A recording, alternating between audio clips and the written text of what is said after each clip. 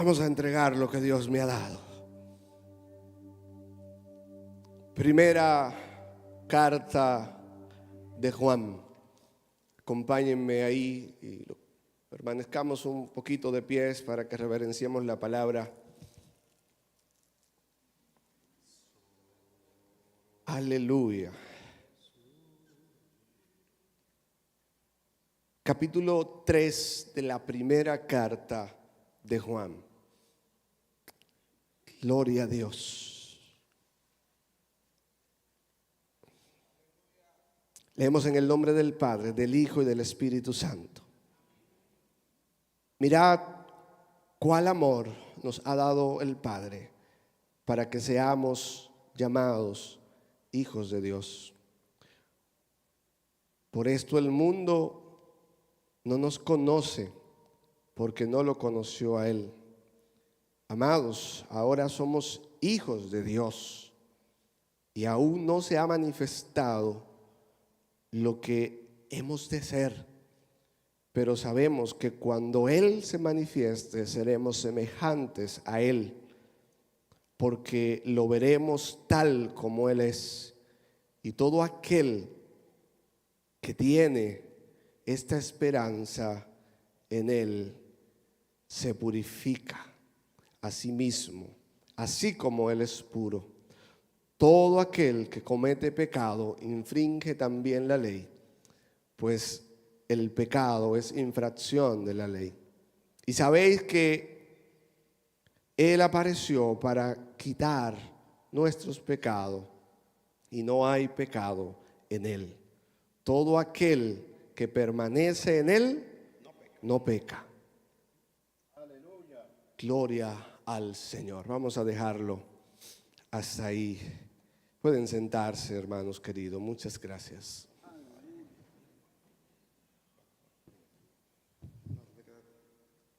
Qué hermoso es la presencia del Señor. Disfruta de la presencia de Dios. Mi papá dice muchas veces, la diferencia entre un culto y una misa es la manifestación poderosa del Espíritu Santo.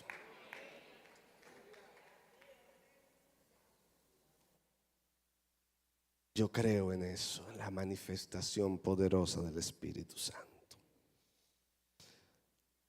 Viviendo el amor del Padre. Juan escribió esta carta más o menos entre el 85 al año 90 después de Cristo. Y parte del propósito de Juan al escribir esta carta fue refutar algunas enseñanzas que estaban calando dentro de la iglesia de ese momento, de ese entonces. Ya para los años en que Juan escribe, estamos viendo una segunda, una tercera generación de creyentes. Y quizás estaban olvidando ya de lo que se le había enseñado acerca de Cristo. Y el pensamiento griego estaba tomando auge. Y una de las influencias que estaba calando en la iglesia a la que Juan le escribe en sentido general, no le escribe a ninguna iglesia en particular, por eso se llaman cartas universales. Una de esas enseñanzas era el pensamiento de Platón, que argumentaba que el cuerpo era como una prisión para el espíritu, que lo que era fundamental e importante era el espíritu. Y esa enseñanza fue calando hasta que se convirtió en una herejía y surgió la enseñanza del docetismo, que sostenía que Jesús no podía haber vivido en cuerpo, que es lo que parecía tener un cuerpo, pero que Él era Dios. Estaban negando la verdad de la encarnación de Cristo, de la humanidad de Cristo. Eso planteaba el docetismo. También el gnosticismo, otra enseñanza. ¿Y por qué hago este preámbulo? Para que entendamos por qué Juan escribe de tal manera y cómo nosotros podemos entonces traer hoy estas enseñanzas. Otra enseñanza era el gnosticismo y ellos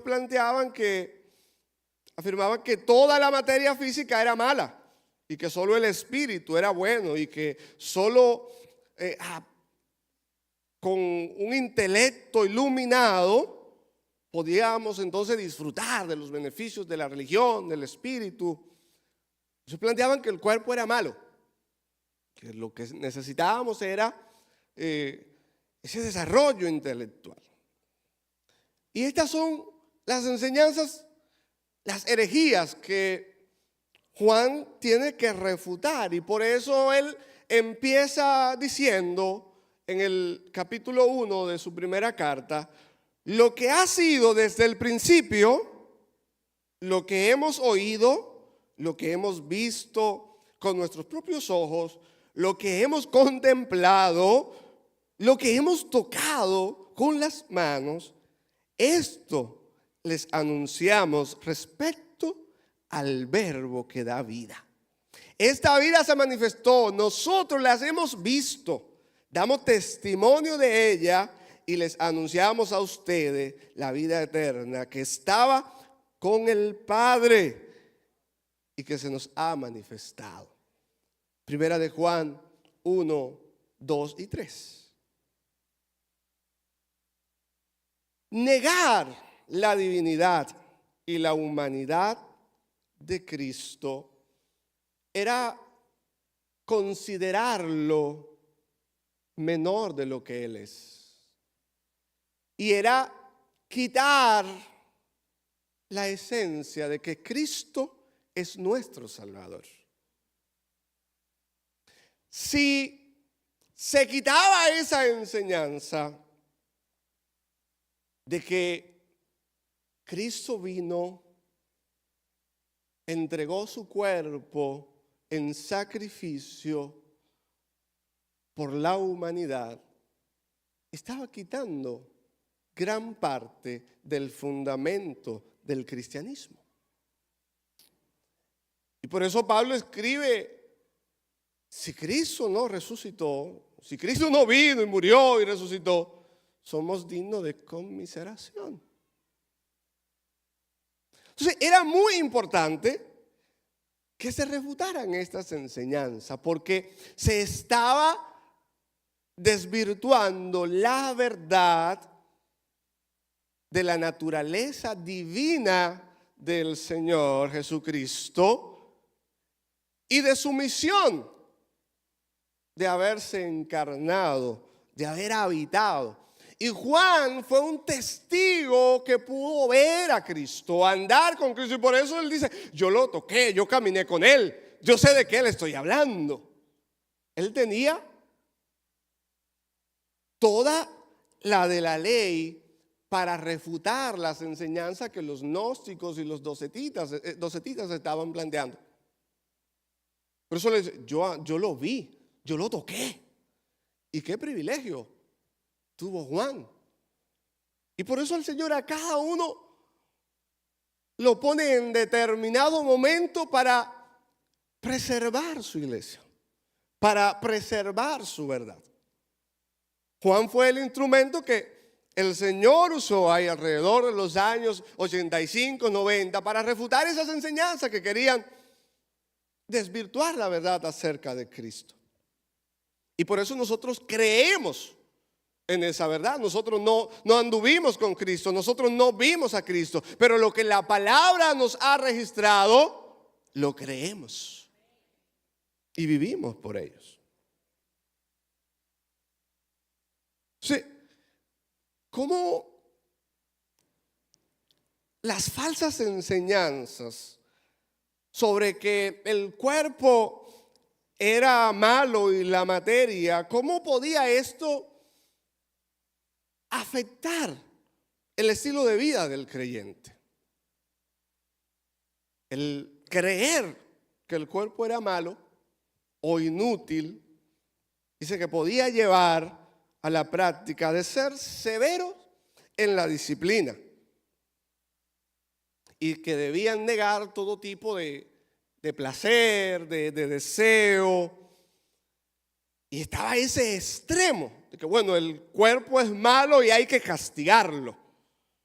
Pero se estaban olvidando que el cuerpo es el templo del Espíritu Santo, que hay que cuidarlo. Pero también estaba el otro extremo. Y decían, bueno, como la materia es mala, como el cuerpo es malo, y al final no hay esperanza para el cuerpo, vivamos como queramos. Demos rienda suelta a todo tipo de placer. Y por eso entonces Juan es tan categórico sobre la enseñanza sobre el pecado y la enseñanza del amor. Porque los maestros estaban llevando a esa enseñanza de maltratar el cuerpo, de ser severo en la disciplina. Pero también habían otros que estaban entonces enseñando, vivan como ustedes quieran. Y por eso él tiene que decirle, miren, el que ha nacido de Dios no peca. Tiene que ser categórico con la enseñanza sobre el pecado. Y te vamos a entrar un poquito más en ese detalle. Entonces,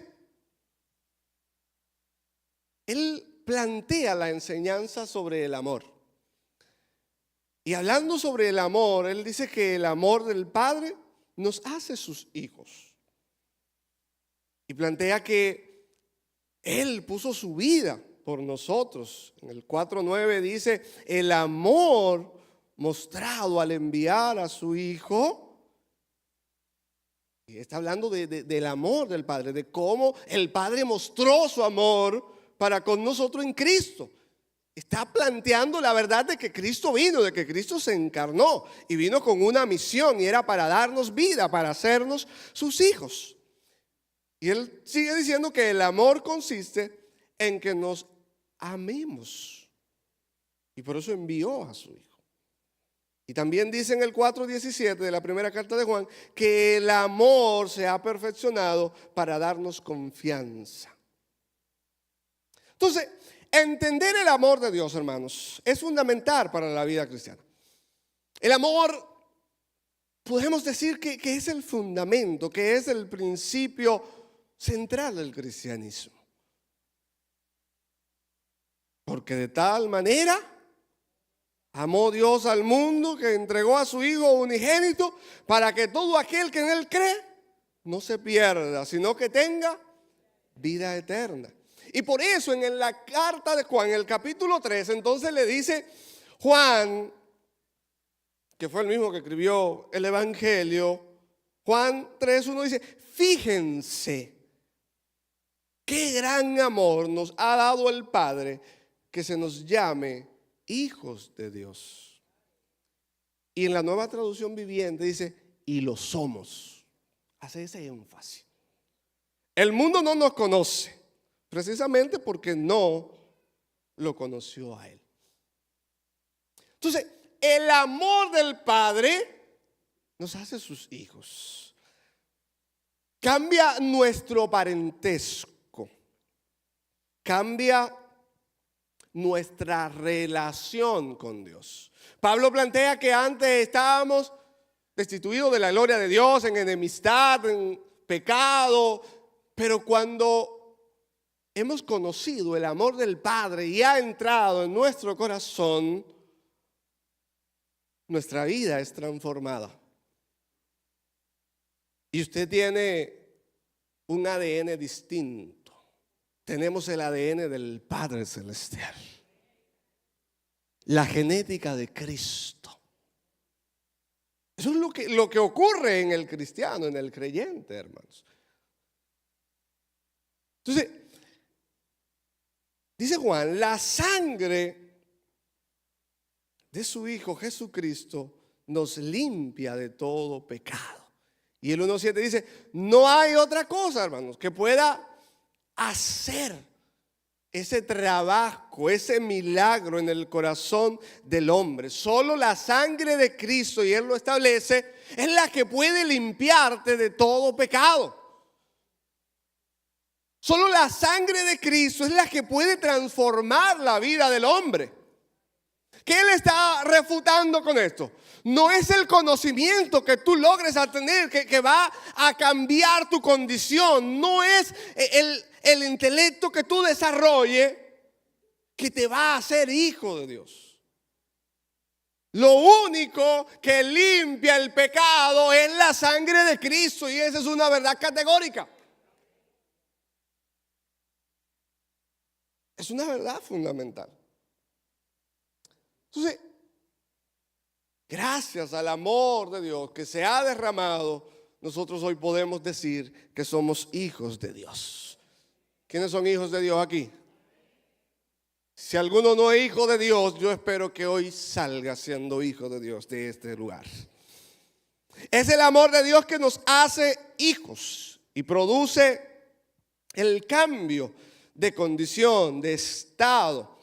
Si el hombre perdido, el hombre que estaba en esclavitud, que estaba en muerte, el amor de Dios lo lleva a una relación de amistad con Dios. Y Dios nos usa para buenas obras. El amor de Dios nos hace parte de la familia de Dios, nos hace sus hijos y nos da una identidad. Y esa identidad es que somos hijos de Dios. Y sigue diciendo, más a cuantos los recibieron, a los que creen en su nombre, les dio el derecho de ser hijos de Dios. Eso escribe Juan en el capítulo 1, su versículo 12 del Evangelio. Y Romano dice, Romano 8:16, el Espíritu mismo asegura a nuestro espíritu que somos hijos de Dios. Gloria al Señor. ¡Qué privilegio! Usted es un hijo de Dios. ¿Usted tiene duda? No tenga duda. Pero ¿sabe qué? Hay quienes a veces tienen duda. Si son hijos de Dios, si son salvos. Si usted aceptó a Cristo y está viviendo para Cristo, usted es un hijo de Dios, usted es salvo. Así que glorifique a Dios y viva como un hijo de Dios. Como hijos de Dios se nos ha garantizado la facultad legítima de todas las promesas del Padre. Gloria al Señor. Toda su bendición está dispuesta para los hijos de Dios. Usted no tiene que pedir migaja. Usted puede sentarse a la mesa del gran rey, porque usted es hijo de él, del Rey de reyes y Señor de señores. Así que usted no es cualquier cosa. Usted y yo somos hijos del Rey de reyes y Señor de señores. No tiene que vivir suplicando por ahí. No tiene que vivir de migajas. Usted puede ir a la presencia del Señor y disfrutar a plenitud de Él. Gloria al Señor. Ahora bien, sabemos que se nos ha dado ese estado, esa condición. Somos hijos de Dios. Pero dice el versículo 6 del capítulo 2 de la primera carta de Juan: los que dicen que viven en Dios deben vivir como Jesús vivió. Los hijos, ¿a quiénes se parecen? A sus padres. Dice la sabiduría popular: hijo de gato, caza ratón. Los hijos, por lo general, reflejan las cualidades, las habilidades y también los defectos de su padre. Entonces, los hijos de Dios, ¿a quiénes es que tenemos que parecernos? A Cristo, a nuestro Padre Celestial. Eso es lo que debemos reflejar. Si la vida cristiana es ese proceso de que cada día nos vamos pareciendo más y más a Cristo. Cada día debemos parecernos más y más al modelo que Dios nos dejó. Ese modelo es Cristo. Y es a Él que nosotros debemos imitar. Es a Él que nosotros tenemos que vivir. Así que el Señor nos ayude y de verdad que deseemos, que anhelemos nosotros vivir como nuestro Padre anhela que vivamos, como nuestro Redentor desea que vivamos. Entonces, vivir el amor del Padre, según lo que Juan está estableciendo aquí, él hace una puntualización y él dice que el que ha conocido a Dios se purifica. Es una vida de pureza el vivir el amor del Padre. Y ahorita le decía que una de las falsas enseñanzas que refutó Juan tenía que ver con los que decían que era legítimo darle rienda suelta a los deseos y no tener una responsabilidad con un estilo de vida santo ante Dios.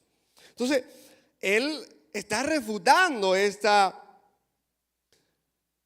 herejía, porque el alimentar esta enseñanza podía llevar al cristiano a vivir una vida libertina, a vivir una vida ligera. Y esa libertad de la que habla Pablo en otra carta, de que fuimos libres, pero esa libertad no la debemos escoger para entonces vivir en libertinajes y hacer lo que nos plazca. Hay que tener cuidado. Hay una responsabilidad en los hijos de Dios. Y esa responsabilidad es vivir en pureza. Y él le dice, queridos amigos, ya somos hijos de Dios. En el versículo 2 de el capítulo 3. Y él dice, queridos amigos, ya somos hijos de Dios. Pero Él todavía no nos ha mostrado lo que seremos cuando Cristo venga. Pero si sabemos que seremos como Él, porque le veremos tal como Él es.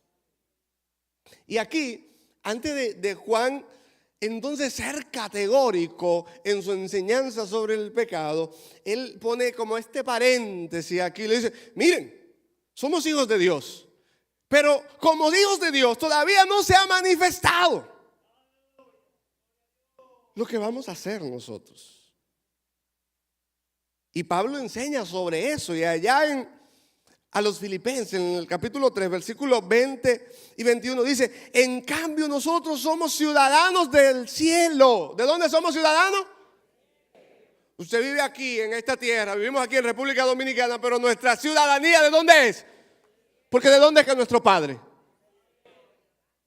Entonces tenemos ciudadanía del cielo, y Pablo así lo escribe a los Filipenses, donde vive el Señor Jesucristo, y esperamos con mucho anhelo que Él regrese como nuestro Salvador. Gloria a Dios. Nosotros somos ciudadanos del cielo, le está diciendo Pablo. Y Juan le dice, no se ha manifestado lo que nosotros seremos. Y en el 21 de Filipenses 3 dice, Él tomará nuestro débil cuerpo mortal y lo transformará en un cuerpo glorioso igual al de Él. Wow. Gloria al Señor.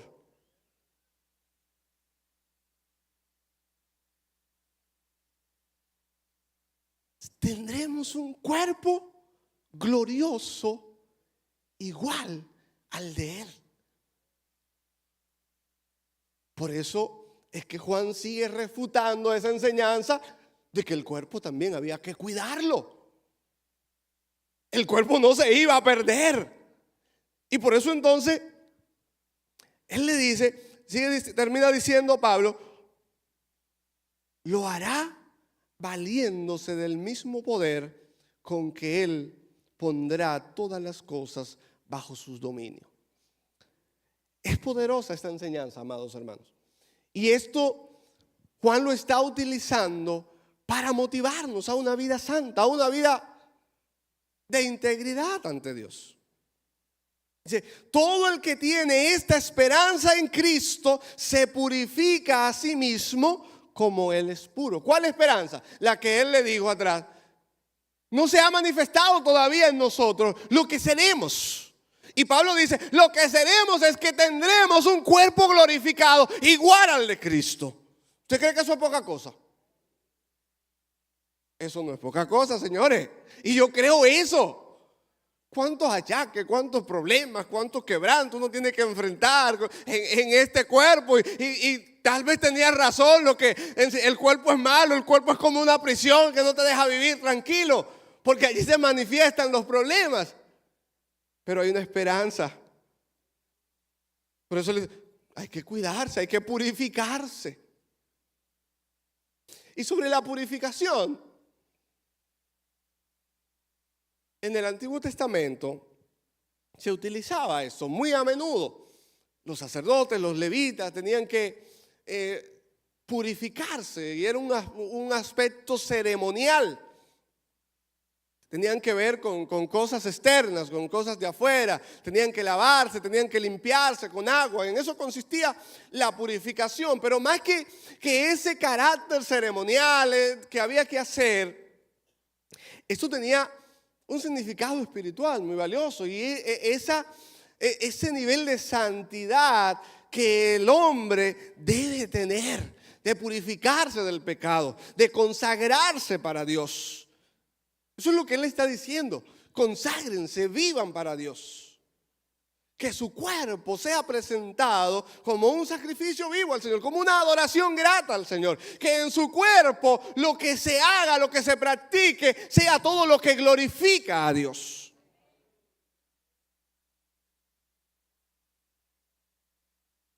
Tenía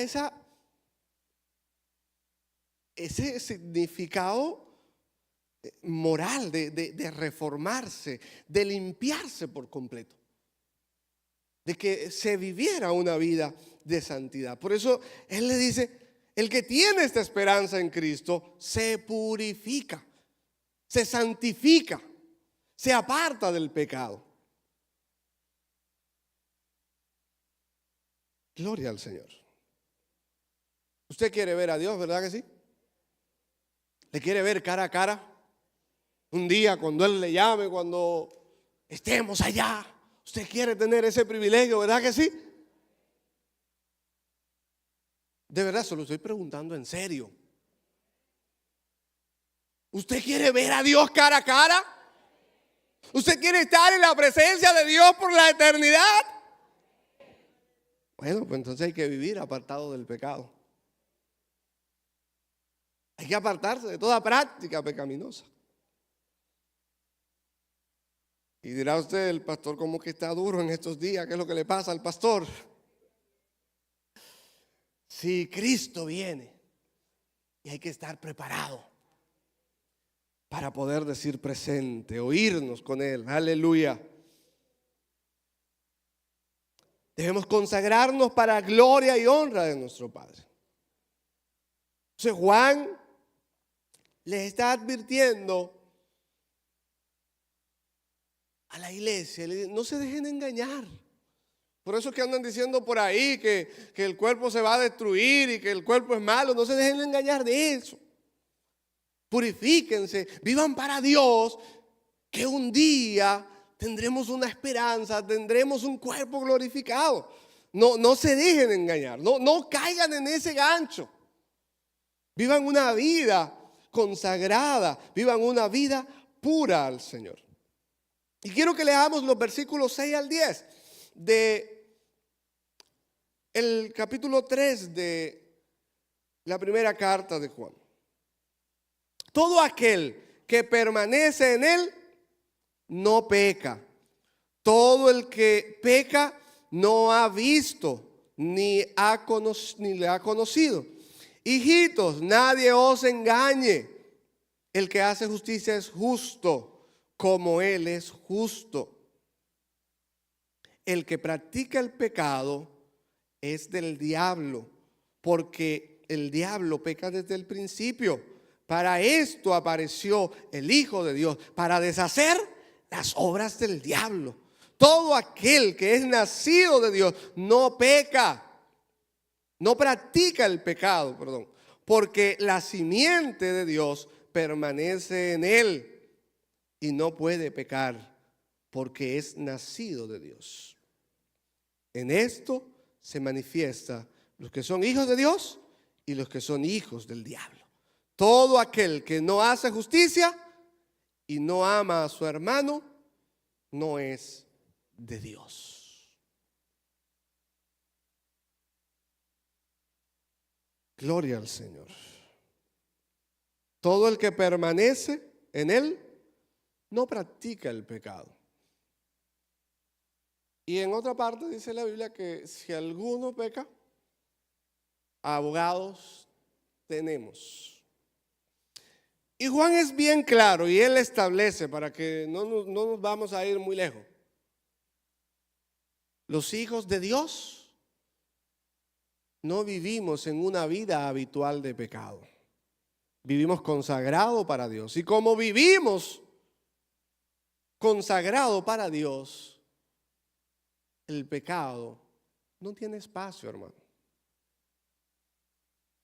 Cuando usted ora, cuando usted lee la Biblia, cuando usted habla a su corazón, cuando nosotros decidimos vivir para Dios, ya la victoria sobre el pecado la vamos teniendo. Y Juan tiene que decir, el cristiano no peca, ya le expliqué por qué razón no se hace practicante del pecado, no decide vivir una vida libertina, no decide vivir una vida a los deseos de la carne, porque Dios está en él. Y los que viven de tal manera no son de Dios. Está claro, el mensaje ahí está claro. Un día usted puede tener alguna situación, pero no es el hábito. Cuidado con eso. Por eso nosotros lo que tenemos que fortalecer es cada día nuestra vida y dependencia en el Espíritu Santo, en la palabra de Dios, para que vivamos una vida de santidad ante Dios. Una vida consagrada a Dios.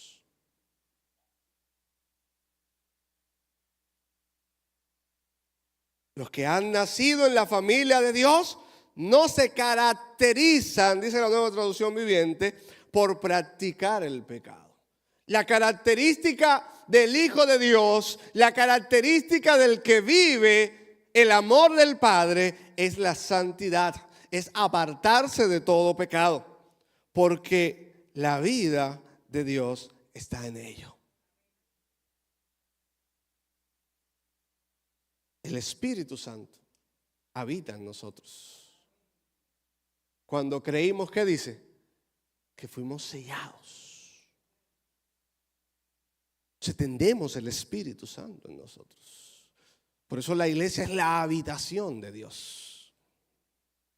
Qué privilegio tan grande tenemos. Así que no pueden seguir pecando porque son hijos de Dios. El Hijo de Dios, los hijos de Dios, vivimos para Dios. La iglesia de Cristo vive para Cristo. Y vive para amar a sus hermanos. Para vivir una vida de victoria sobre el pecado debemos buscar cada día la poderosa manifestación del Espíritu Santo en nuestra vida y la guía de la palabra de Dios. También, hermanos, hay momentos donde necesitamos tener a quien rendirle cuenta. Busque a alguien, tenga a alguien de confianza. No para que le apoye lo mal hecho. Si le apoya lo mal hecho, esa no es una buena compañía. No es amigo suyo. No quiere que usted vaya para el cielo. Uno que le ayude a vencer el problema. Uno que le ayude a santificarse más, a purificarse más para Dios y vivir para gloria y honra de Él. La otra parte del vivir el amor del Padre es que vivimos para amar a nuestros hermanos. Primera de Juan 4:21 dice: el que ama a Dios, ama también a su hermano.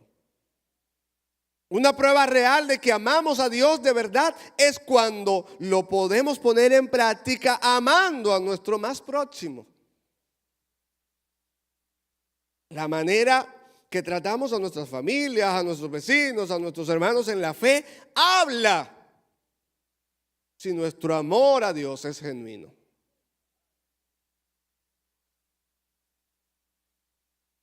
Nuestras acciones hacia los demás hablan más que lo que decimos.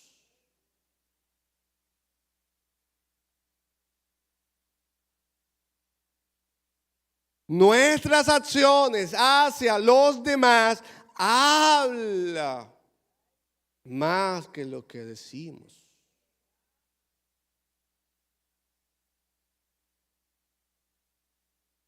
Queridos hijos, dice, que nuestro amor no quede solo en palabras, le dice Juan. Mostremos la verdad por medio de nuestras acciones. El más conocido, la Reina Valera, es: hijitos míos, no amen de palabra ni de lengua, sino de hecho y de verdad. El amor es práctico. El amor se expresa. El amor genuino que Dios ha depositado en nosotros. Porque es Dios que ha depositado amor en nosotros. Por nuestra propia cuenta lo que somos es malísimo.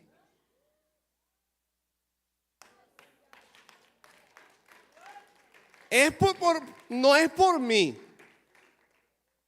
Edgar fuera malísimo tal vez si la gracia de Dios no estuviera en él, si el amor de Dios no estuviera en él. Es la gracia de Dios, es el amor, lo que Dios ha depositado en nosotros, es que nos hace amar a nuestros hermanos. Y la Biblia, Jesús, en cuanto al tema del amor, Él dijo una vez por ahí, no recuerdo el versículo, solo voy a parafrasear según yo. Pero hablando del amor, Él dice que tenemos que amar hasta a nuestros enemigos. Y cuidado, yo digo a los que se constituyen en mi enemigo. Yo no tengo enemigo, usted tampoco, ¿verdad que no? A esos que a veces se constituyen en enemigos suyos, a esos también hay que amarlos. No solamente a tu prójimo, al que te ayuda, al que te trata bien, a tu familia. Él dice, aún, miren lo lejos que va el amor, señores.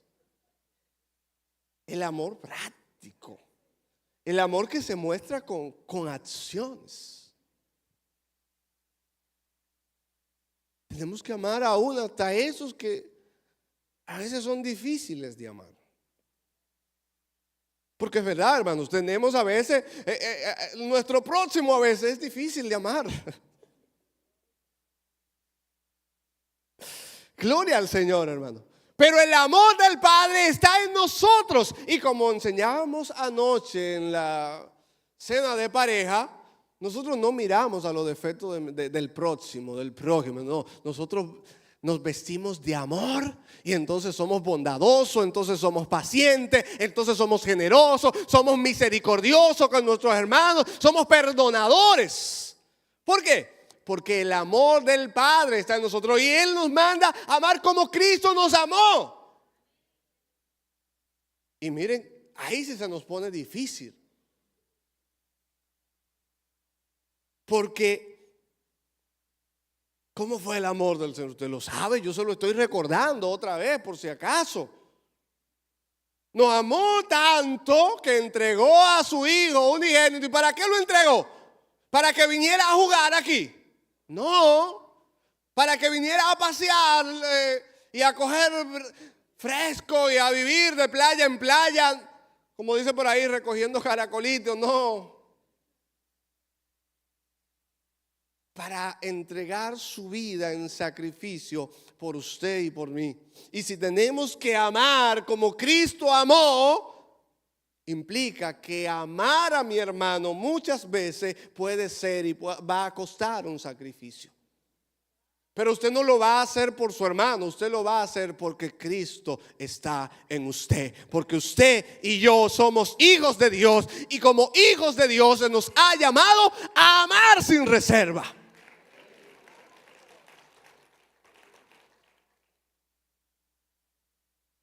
Y para que lo entendamos un poquito más práctico, vamos a Santiago. Santiago 2, 14 al 17 dice: hermanos míos, ¿de qué aprovechará si alguno dice que tiene fe y no tiene obras? Ojo, y hago un paréntesis aquí. Nada de lo que nosotros hagamos nos hace merecedor de la gracia de Cristo. Nada de lo que nosotros hagamos nos hace merecedor de la salvación. Somos salvos simplemente por la gracia del Señor. Porque Él entregó a su Hijo, y cuando le aceptamos, en ningún otro hay salvación, solo en Cristo. Estamos claros, ¿verdad que sí? Pero como hemos conocido a Cristo, hacemos obra como gratitud. Hermanos míos, por eso Santiago le dice: ¿de qué aprovecha si alguno dice que tiene fe y no tiene obras? ¿Podrá la fe salvarle? Y si su hermano o una hermana está desnudo y tiene necesidad del mantenimiento de cada día, y alguno de vosotros les dice: vaya en paz, calentaos, saciaos, pero no le dais de las cosas que son necesarias para el cuerpo, ¿de qué aprovecha? Así también la fe, si no tiene obra, es muerta en sí misma. Y hoy la clase de escuela bíblica nos motivaba a la generosidad. Y nos ponían el ejemplo de la iglesia macedonia, de los macedonios, y de Galacia, por allá, que eran generosos. Y no eran generosos porque tenían mucho, no eran generosos porque les sobraba. Era generoso porque eran agradecidos y tenían esa actitud en el corazón. Entonces, cuando yo veo a mi hermano en necesidad y no me desprendo, dice la palabra que ese amor, esa fe, tiene problema. Entonces, el amor es práctico, hermanos. Entonces, las enseñanzas de Juan son pertinentes para nuestros días, para la sociedad en que vivimos. Porque vivimos en tiempos donde el hombre está concentrado en sí mismo, está concentrado en sus deseos, está concentrado en el placer, en vivir. Si quieres, hazlo. Si lo desea, tómalo. Eso es lo que la sociedad de hoy nos enseña. Pero la iglesia entonces tiene que ser categórica y decir: no podemos vivir de manera libertina. Tenemos que vivir en santidad, en integridad a nuestro Dios. El cristiano no vive para practicar el pecado. El cristiano vive consagrado para gloria y honra de Dios. Vivimos en una sociedad que está tan concentrada en sí mismo, en un egoísmo, y se nos hace difícil desprendernos para quienes necesitan. Es pertinente la palabra de Juan hoy en día, para que dejemos un poco de ser egoístas, de concentrarnos en que yo quiero, en que voy a lograr, en que voy a tener esto, y cada vez que tenemos queremos más y más. Y a veces nos convertimos en acumuladores. No sé para qué. Gloria al Señor. Los otros días le decía a la pastora, yo no sé para qué uno quiere 2 casas. Para tener más problemas. Cuidado, pastor, no se meta por ahí. Es bueno tener, pero entiéndanme la idea. No pongamos la prioridad en acumular, en tener. Gloria a Dios, si Dios te ha dado, si Dios te ha bendecido, disfrútalo, vívelo. Pero que no se te olvide que la vida práctica, que la vida de amor es extender la mano al que necesita. Y a veces tenemos demasiado. Y hay mucha gente con necesidad. Pero no se excuse, porque Jesús dijo que a los pobres siempre los tendríamos con nosotros. Cuidado.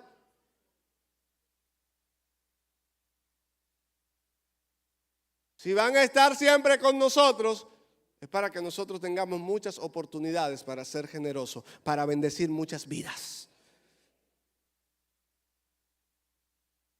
Y somos ricos, y no necesariamente en bienes materiales.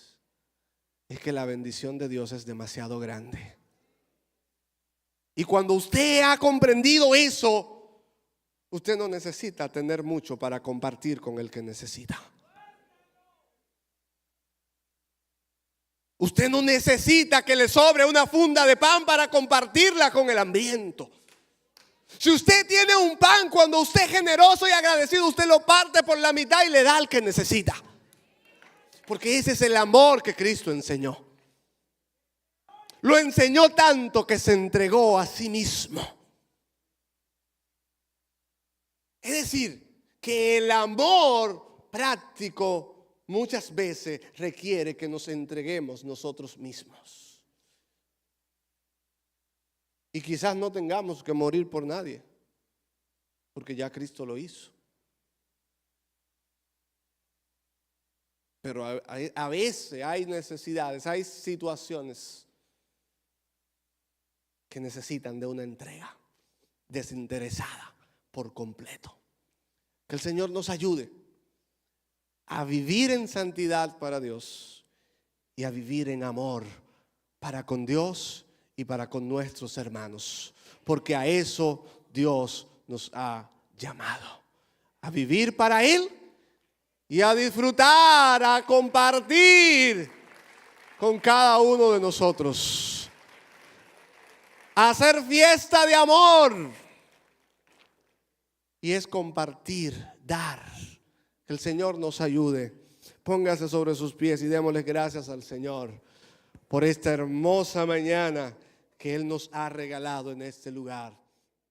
Y antes de entregar este micrófono, quiero saber